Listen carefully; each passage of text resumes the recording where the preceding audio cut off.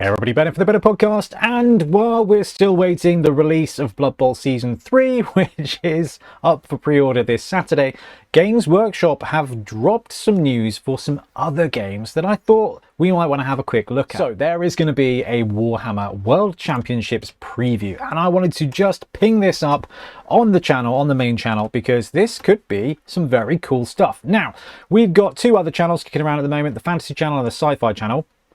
And we'll cover what happens here in detail on those channels as well. But come on, if you love Blood Bowl, you probably love miniatures games as well. So I thought this was worth putting on the main channel just to let you know that we will be covering the previews on the Fantasy and Sci-Fi channels. So basically this weekend on Saturday the 8th of November, or Friday night, basically, Friday night at 12:30 AM, so very early Saturday morning. Very early Saturday morning. Not entirely sure if I'll be jumping on at 12:30 AM to cover the reveals, or whether I'll just get up at 7 and do a morning breakfast thing. Not really sure. Let me know in the comments whether you'd like a Saturday morning live stream to look at the new stuff, or wake up to a bunch of videos that are dropped in the night.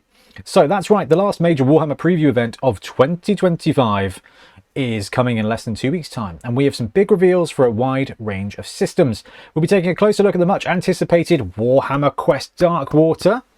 That is something I am very interested in at the moment, as well as upcoming releases 40k, Warhammer Age of Sigmar, Warhammer the Horus Heresy, Legions Imperialis, which is somehow still kicking along, and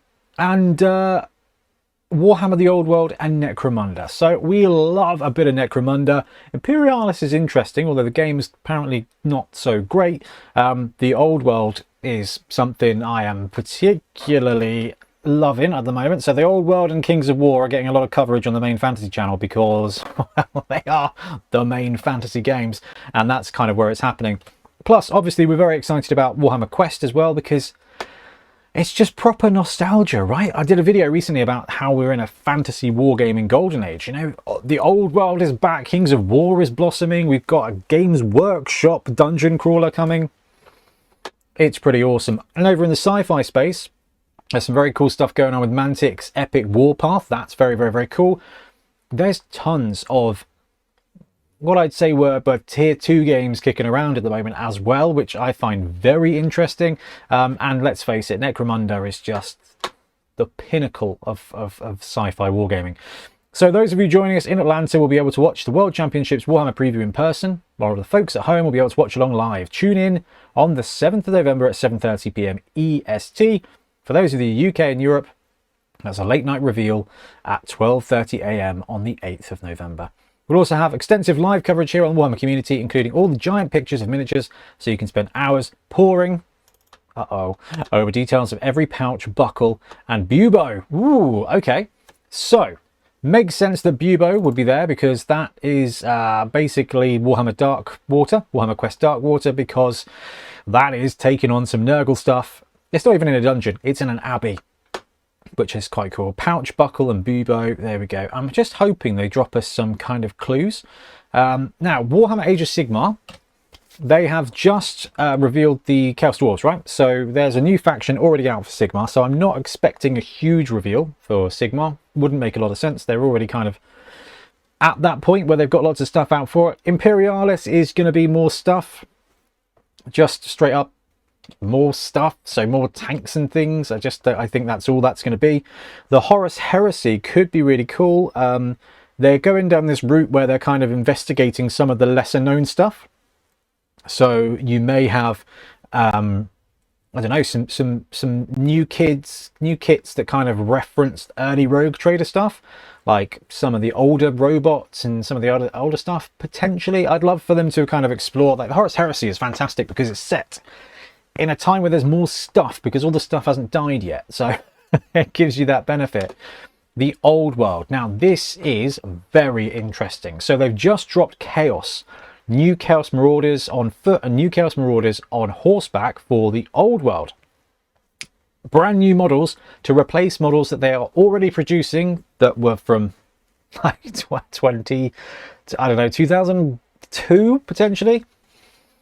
But what that does mean is it means they're investing money in brand new model kits for the old world. So Cathay have had a big release. Now Cathay are waiting further units, right? They need musketeers, they need other stuff that you see in the old world games. So in the Total War games. So they're not done with Cathay. So we could see another wave of Cathay, but they've got an Arcane Journal coming out soon that is for Chaos. And I actually have a sneaky feeling that this is going to be, well, look, there's one very cool big rumor at the moment. And they've got this Arcane Journal coming out. And the rumor is that they're going to do a mammoth, a plastic mammoth for the old world. And I think that would be worthy of a big old reveal show. Of course, the other thing they're kind of talking about, or the rumors are around, are the Kislev forces that were shown off right at the beginning of the old world journey. They said, oh, we're working on Cathay, we're working on Kislev, here's a bunch of stuff. Well, Cathay is out. I also wouldn't put it past them to go the route of introducing Kislev, because you've got the Chaos Marauders. They're kind of doing this really good thing where they're working through the narrative, right? So the Chaos Marauders are attacking the Westerlands. So I could see Kislev kind of jumping in and getting involved to protect the Westerlands potentially. So that could bring in Kislev. Cathay still need their musketeers and stuff though. So I can see that being the case. A big old plastic mammoth would be wonderful for the Chaos Marauders. That would also be very, very, very cool. But I think I'm going to go a little bit speculative, a little bit hopeful here. Warhammer 40,000. Come on, let's have Space Hulk. Let's have Space Hulk in one way or another.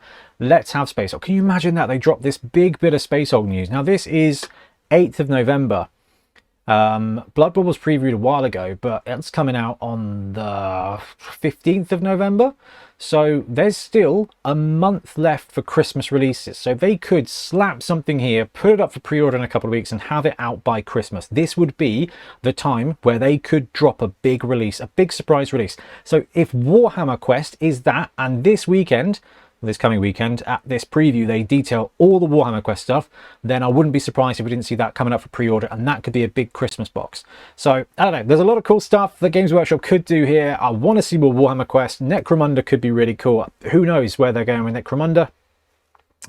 We've got the Spirers now, they got Gene Stealers, there's Scavies still to go. They could bring rat skins back, or they could just be like, here's another guy for Necromunda. Still cool. They could go big for the old world. We could see Kislev. They could go little, and here's some more Cathay units, or quite frankly, they could just refresh any unit from anything. The interesting timing though, like we've just seen that they've dropped an Arcane Journal is coming soon. They dropped that last Monday. Makes me feel like they wouldn't potentially drop another release that buddies up with the Arcane Journals. So I'm intrigued to see that. So I think that's going to be potentially a big release. And that's coming out in like February or March. Or it could be a couple of heroes for an army like they did with the Tomb Kings. But it feels like the little releases go really well with the Arcane Journals. Big releases get their own thing. So we could have some big cool 40k. We could have Space Hulk there. Horus Heresy. Oh, imagine if it was Battlefleet Gothic. The old world. Kislev or Cathay. Necromunda. I don't know. Like, I don't know what they could do with Necromunda now. They have gone deep on everything. Scavies and Ratskins are the only things they could kind of bring back to hit that nostalgia wave, unless there's something I'm missing. Be interesting to see whether that's a big release now. I'm not sure they've got many big releases left to go with Necromunda. Sigmar, look, the Chaos Dwarves are out. I don't know where else they're going with that. Warhammer Quest, for me, is going to be the big one. And like I said at the beginning of the video, check out the fantasy channel and the sci-fi channel if there's some cool stuff, because we will go into detail on that there. But for now, I'm going to disappear because I'm just going to sit here and wait for more Blood Bowl news. Anyway, thanks very much for watching. We're back soon with more Blood Bowl and other content. Happy blocking.